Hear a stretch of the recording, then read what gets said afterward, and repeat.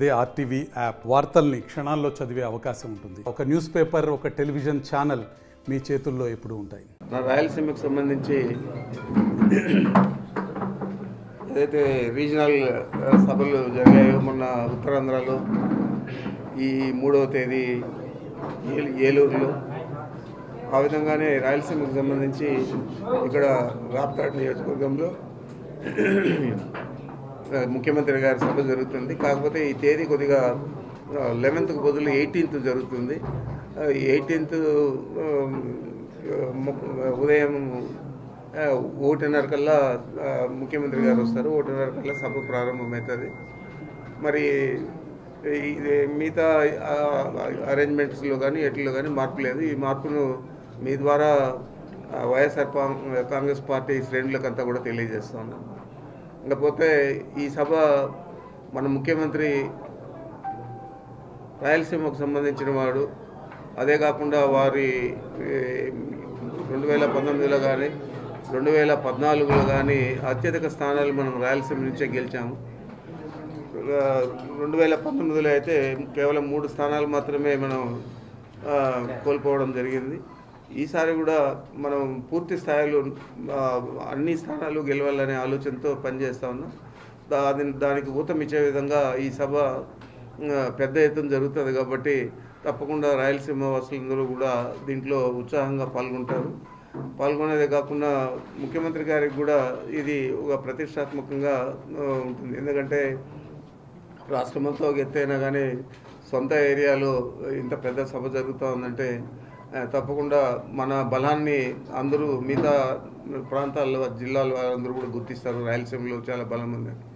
మనకు కావాల్సిన మెజారిటీకి మనమే ఎక్కువగా దోహదపడతాం. కాబట్టి ప్రభుత్వం తప్పనిసరిగా ఏర్పాటు అవుతుంది అత్యధిక మెజారిటీతో. ఆ విధంగా మనం ఈ సభను ఒక సూచికగా తీసుకొని రాష్ట్రానికంతా కూడా ఒక మంచి మెసేజ్ ఇవ్వాలని చెప్పి మేము ప్రయత్నం చేస్తా ఉన్నాం.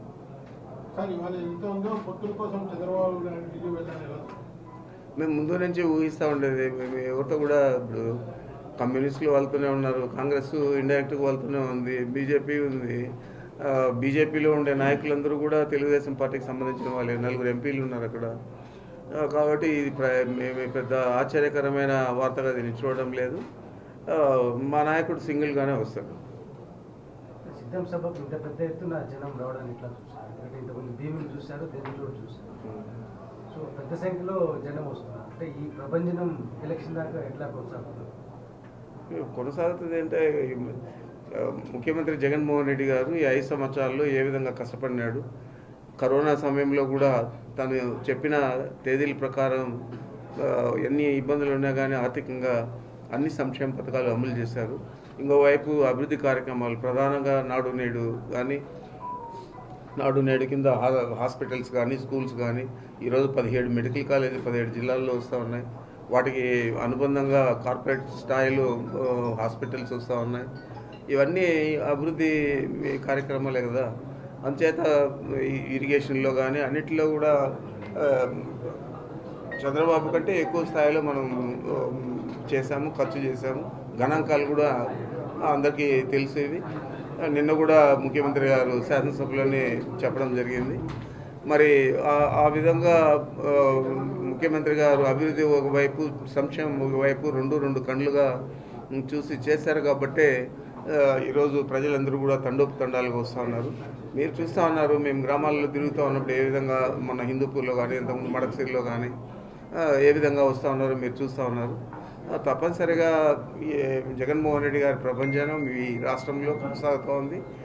ప్రధానంగా మన రాయలసీమలో మనం అన్ని స్థానాలు గెలవాలనే ఒక పట్టుదలతో పనిచేస్తాను. తప్పకుండా గెలుస్తాం.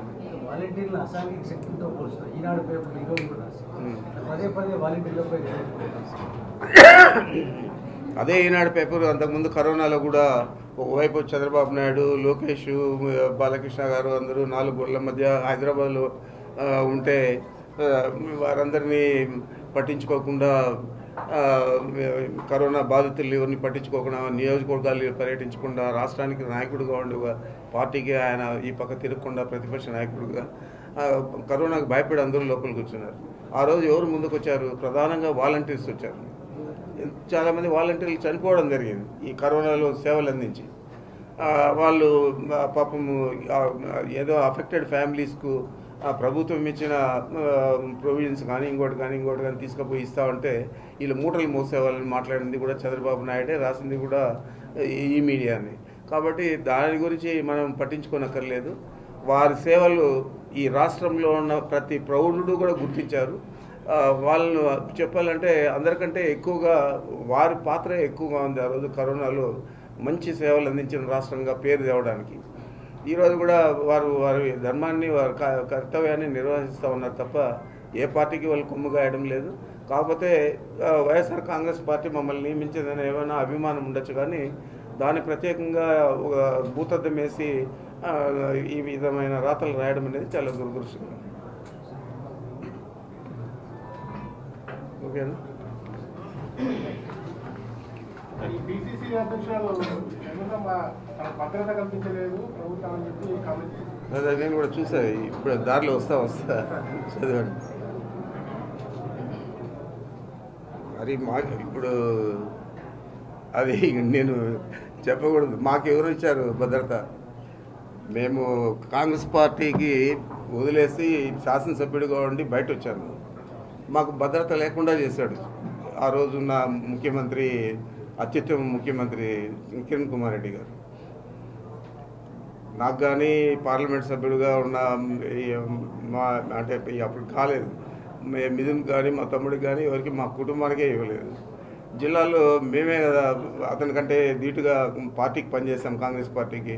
అతను నిమిత్త మాత్రుడు నా నియోజకవర్గంలో వచ్చాడు, గెలిచాడు నా పేరు వల్ల, లేకపోతే అతను గెలిచేవాడు కూడా కాదు. అలాంటి వాడు ముఖ్యమంత్రి అయితే మమ్మల్ని అంతగా ద్వేషించాడు. మాకు ఇంతకంటే ఇంకా ఎక్కువ చెప్పాలంటే సరాసరి మా నాయకుడిని తీసుకుపోయి 16 నెలలు జైల్లో పెట్టారు కాంగ్రెస్ పార్టీ వాళ్ళు.